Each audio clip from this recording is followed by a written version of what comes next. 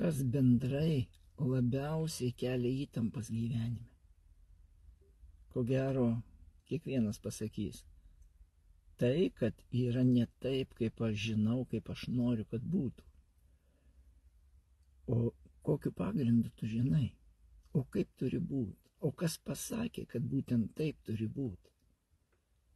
Mes žinom viską taip, kaip mums nurodė iš mažens, kaip mums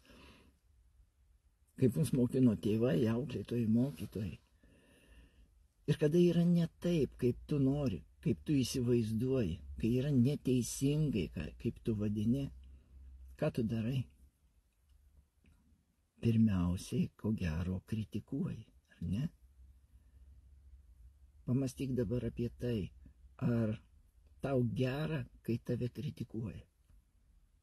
Ar kada nors vieną kartą gyvenime kritika padėjo tau tapti geresniu? Taip, galbūt tu pakeitei savo darymą, savo buvimo modelį, tačiau ar viduje tau buvo gera? Ir tik tada, kai mes pradedam suprast, kad tavo gyvenimą ir visas aplinkybės lemia ne tai, ką tu darai, o tai, kaip tu jautiesi, tik tada gali pamatyti, kad bet kokia kritika yra tik žalojimas savęs ir kitų. Nes kai tu kritikuoji, tu viduje nepatenkintas ir skleidi iš savęs nepasitenkinimą. Tas, kurį tu kritikuoji, lygiai taip pat yra nepatenkintas ir skleidžia nepasitenkinimą. Ir šitoks gyvenimo būdas, prieštaravimas kažkam, kritika, nepasitenkinimas, į kuris veda. Jis veda į išsekimą, į nerimo kaupimą, į nuoskaudas, į įtampas, galų galiai į ligas ir į skausmingą mirtį.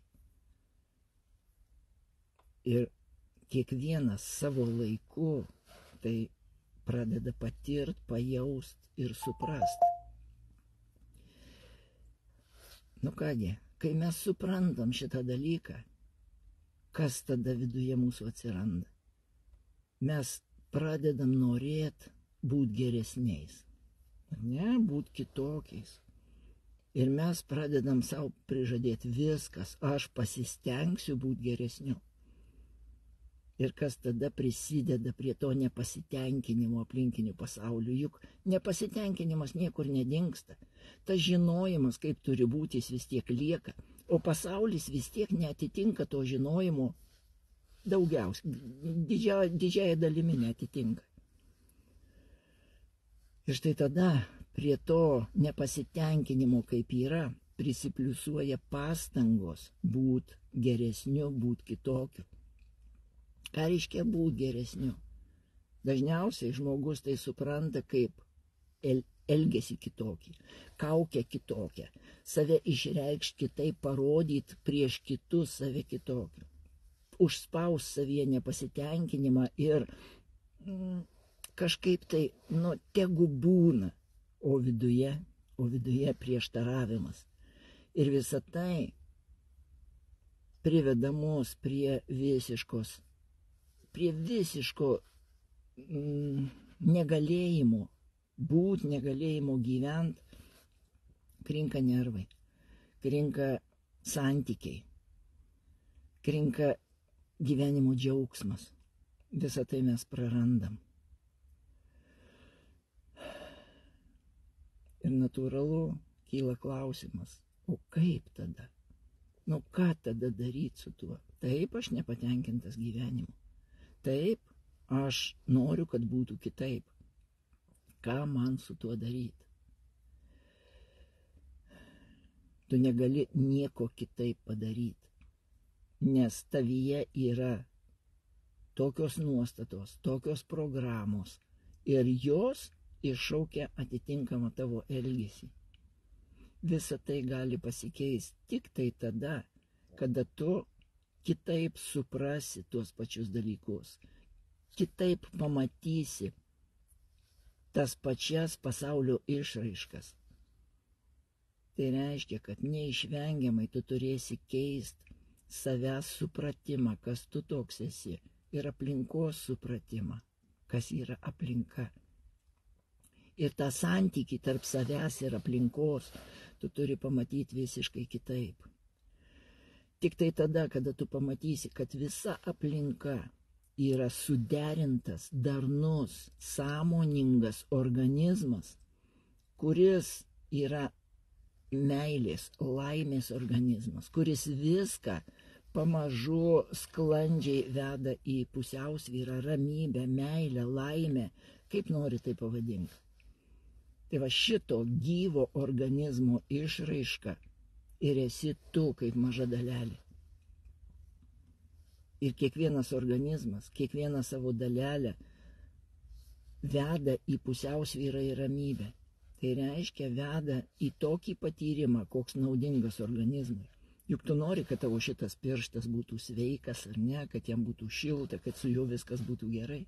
Lygiai taip pat didysis gyvenimo organizmas nori, kad tu kaip jo maža dalelė būtum laimingas, kad tau būtų gera, šilta, lengva, laisva. O visa tai yra ne tik fizinis pavidalas, visa tai yra pirmiausia vidinė būsena. Ir kada tu atsipalaiduosi ir nusiraminsi, juk visi mes norim galų gale ramybės. Ir išorinės aplinkos būtent tokios mes norim, tik tai tam, kad mums būtų ramu, kad mums nekiltų prieštaravimų, kad mes turėtume pilnatvę. Ir žinot, kaip galima pasiekti visą tai? Vieninteliu būdu – suvokti gyvenimą kitaip ir pripažinti gyvenimo teisėtumą, teisingumą, tikslingumą ir reikalingumą būti būtent tokiu, kokiu yra. Ir va čia iš karto kyla labai daug prieštaravimų, karai, marai, ligos, kataklizmos, katastrofos. Kaip su tuo, kokia čia ramybė, koks čia gerumas. Kol mes suvoksim save kaip fizinę atskirą būtybę ir visą pasaulį, visą visumą kaip atskirų fizinių elementų rinkinį, tol niekaip galai nesusives. Tik suvokiant visumą kaip gyvą ir pirmiausiai energinę būtybę, tik tai tokiu atveju mes galėsim atsipalaiduoti, nes žinosim, kad visa šita visuma, jinai apriepia visas aplinkybės, visas žinias, visą potencialą ir ji yra nukreipta į meilę. Va tada, tik tai tada, kada mes pasiduosim gyvenimui, Dievui, likimui, gamtai, pasauliui, visą vienybei, visatai, nesvarbu, kokį pavadinimą tam tu išrinksi, kada mes pilnai atsiduosim ir žinosim, kad tikrai viskas bus gerai, tik tai tada pilnai atsipalaiduosim ir tik tai tada bus įmanoma pilnatvė. Štai prie ko aš ir noriu privesti jūsų supratimą ir stimuliuoju keisti savęs ir visumos suvokimo pagrindus. Tai dabar sekantis klausimas, kaip juos pakeisti? Aš bandau pakeisti, bandau eiti ten viduje į save, bandau tiesiog nuspręst būti geresniu. Jokių šansų. Noriu kaip geriau, o gaunasi kaip visada. Ir štai čia dar vieni spąstai. Kuo labiau aš norėsiu būti kitoks negu esu, kuo labiau aš būsiu geresnis, tuo labiau aš kursiu įtampą tarp savęs ir gyvenimo. Gyvenimas, kaip tikslingas gyvas organizmas, jis veda mane lengviausių kelių į pusiausvyrą ir ramybę, rodydamas man visas mano įtampas ir stimuliuodamas mane tas įtampas išsivalyti, atpalaiduoti. O aš vietoj to, kad sutikčiau ir atsipalaiduočiau, aš stengiuosi būti geresnis, stengiuosi būti kitoks, negu gyvenimas dabar mane padarė. Ir va tos pastangos, tai ir yra savęs žudymas. Žudymas savęs ir žudymas aplinkos aplink save. Nes aš savo pastangomis, spinduliuoju jas ir įtempiu visą aplinką. Tai reiškia, aš atimu iš aplinkos taip pat gyvybę, kaip ir iš savęs. Ir kol šito nesuprasim, bet kokios pastangos tapt kitokiu, tapt geresniu, žudys mus ir žudys viską aplinkui. Ir va čia yra didieji spąstai. Todėl bet kokie mokymai, bet kokios praktikos, kurios duoda mums lyg ir naują supratimą, kaip turėtų būti, dažniausiai be esminių teisingų pagrindų kūrė mumise pastangas, norą, kad būtų kitaip negu yra. Va čia ir mūsų pastangos pradeda mus žudyti. Čia ir yra didieji spąstai. Brangieji, įeiti į save giliai, širdies centrą vienam pačiam, dažniausiai yra neįgalu. Todėl, kad dabartinėme laikotarpyje mes esam tiek nusiurbti energijos, tiek įklampinti į tą seną modelį, pastangų ir rūpesčių modelį, kad energijos nebelieka sutelk dėmesį. Ir mes neįgalūs tiesiog atpalaiduoti viso to, kas trukdo mums prieiti prie mūsų širdies centro ir prie tų esminių suvokimų. Todėl visa tai, kas mums trukdo, mes tiesiog turim išsivalyti, atpalaiduoti. Ir tam reikalingos grupinės, kolektyvinės praktikos. Ir štai ne veltui šventraščiuose sakoma, Jėzus sakė, kur 2 ar 3 susirenka mano vardu, ten ir aš su jumis. Apie ką tai?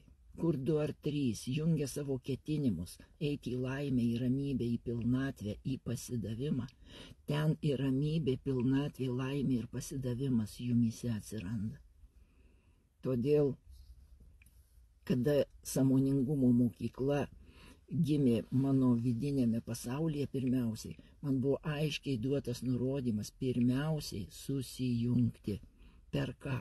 Susijungti per poreikį, per nuostatą, per vidinį šauksmą, ketinimą būti laimingam.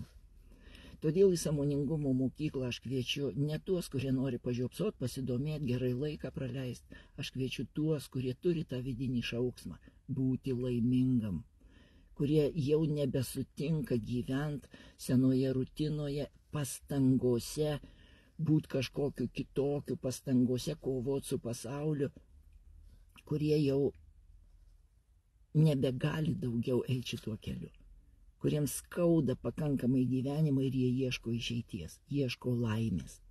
Va tada žmogus atsiveria tam. Štai į kur aš skatinu.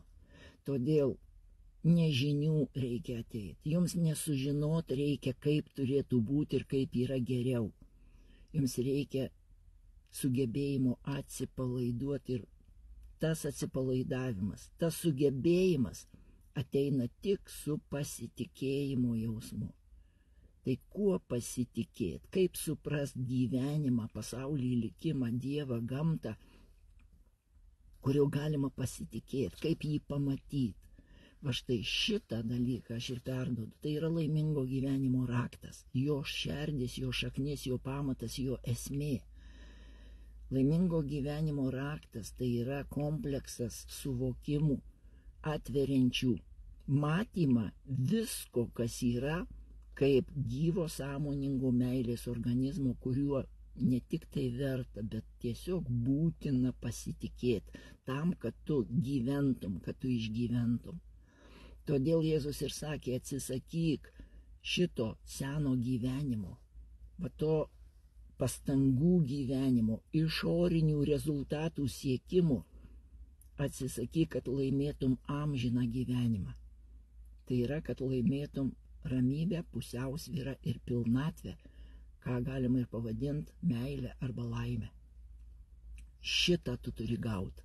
Ir tam reikia atsisakyti loginio pastangų ir rezultatų išorėje siekimo modelio. Tai ir duoda sąmoningumo mokykla, per tai aš ir vedu, per tai aš ir akcentuotai žmonėms perduodu tą algoritmą, kad jums reikia ne sužinoti, jums reikia ne išmokti, jums reikia savyje suvokti pasitikėjimo šaltinį ir tiesiog labai nuoširdžiai nuspręst, kad ta šaltinis tegu veda jūs į pilną pasitikėjimą. Jūs patys to nepadarysit. Jūs galite tik pasiduoti, atpalaiduoti savo širdį, įleisti ten va tą pasitikėjimo dvasią ir jinai pati pakeis jūsų požiūrį, pakeis jūsų akis, jūsų ausis, jūsų supratimą ir tada prasideda tikrasis kelias, išsilaisvinimo kelias. Tada jūs einat jau be loginės analizės, jūs einat be pasipriešinimo, jūs tiesiog atsiduodat tam ir išlaisvinimas įvyksta. Taigi, brangieji, sąmoningumo mokykla, 4 pakopos, 4 savaičių internetinių mokymų kursas. Visa tai yra būdai, kaip keliauti. Stimulus taip pat aš duodu, rytinės meditacijos, Gyvenimo ryto Facebook'o paskyroje, įvairūs seminarai, kuriuos vedu internetinėje erdvėje. Visą tai rasit gyvenimorytas.lt. Štai kokia grandinė išsivystė iš to vieno gilaus šio ryto meditacijos patyrimo. Aš labai dėkingas jums, kad tai išgirdot. Edita klausia, neįmanoma visiems už viską atleisti, kartais tenka pareikalauti atsakomybės už apviltą kolektyvą, net už save. Reiškia svarbiausia, kad būtų man šilta, gera, laisva. O kitiems, už kuriuos atsakai, kol mūsų dėmesys yra išoriniuose rezultatuose, kol mes žinom, kaip turi būti su kitais, tol mes ir generuojam pastangas, kad būtų kitaip. Aš atsakau, aš privalau, man reikia, būtina. Taigi, Edita, pagalvok, kaip tu jautiesi. Mes logiškai, lyg ir teisingai sakom, taip turi būti. Tačiau, o kaip jautiesi tuo momentu? Todėl kiekvienas mes pirmiausiai turim būti atsakingi už savo vidinę būseną. Tik tai tada, kada mes suvoksim, kad mes esame energinė būtybė ir su pasauliu, su viskuo, kas yra aplinkui, mes santykiaujam per savo vidinę būseną, tik tai tada ta vidinė būsena arba, kitaip sakant, Dievas mūsų širdies stosis į pirmą vietą. Todėl pirmas įsakymas Jėzaus ir buvo: mylėk savo viešpatį Dievą visą širdimi, visų protų, visomis išgalėmis. Tai štai apie ką tai kalba. Ir jeigu mes nukreipiam dėmesį į tai, kad neįmanoma visiems už viską atleisti, tai yra senas modelis, kuris dar kūrė įtampas viduje ir rodo mums būtina kitus išauklėti ir pakeisti. Negalima jiems tokiems atleisti. Žinot, mokinys pas Jėzų paklausė: mokytojau, kiek kartų reikia atleisti savo broliui? Ar 7? Ir mokytojas jam atsakė: 77. Ir tai aišku, kad tai ne riba. Atleisti reikia visada. Nes pirmiausiai tu atleidi ne kažkam, tai ir ne iš savo malonės. Tu tiesiog suvoki, kad viskas, kas yra tame tarpe, tas toks žmogus šalia tavęs, kad jisai yra Dievo išraiška, kad jis yra toks, koks jisai turi būti, tam, kad tu pamatytum savo neatlaidumą, kad tu pamatytum savo įtampas viduje. Nes kai tu neatleidi, tai tavo viduje įtampa. Ir tu ją skleidi aplink save. Nėra gera nei tau, nei kitam. Todėl pirmiausiai susitvarkyk su savim. Todėl ir sako, pirmiausiai pasižiūrėk į rastą savo akyje, o paskui galėsi šnekėti apie šapelį kito akyje. Šventraščiai apie visą tai kalba, tik tai mes dažniausiai to nesuprantam. Tai aš dėkoju, Edita, tau už tavo pasisakymą, už tavo tai, ką išreiškiai.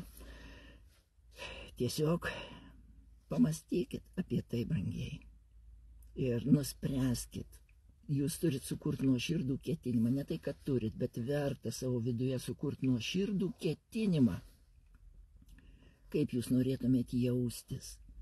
O ne galvot, kaip padaryti, kad aplinkoje viskas būtų gerai. Ne rezultatų siekimas išorėje, o labai nuoširdus ketinimas pasiduot, atsiduot, pasitikėt. Prašykit gyvenimo, pasaulio, Dievo, likimo, gamtos, kad jums padėtų sukurti tą nuoširdų ketinimą jūsų širdyje. Ir kai tai atsidurs jūsų širdyje, tai pradės išsireikšti jūsų gyvenime, jūsų išorėje. Tada tiesiog į jūsų galvą ateis kitokios mintys, jūs kitaip save išreikšit ir kitokie rezultatai iš tos jūsų veiklos bus. Štai ką norėjau jums perduoti. Ačiū jums, brangieji. Aš linkiu jums laimės.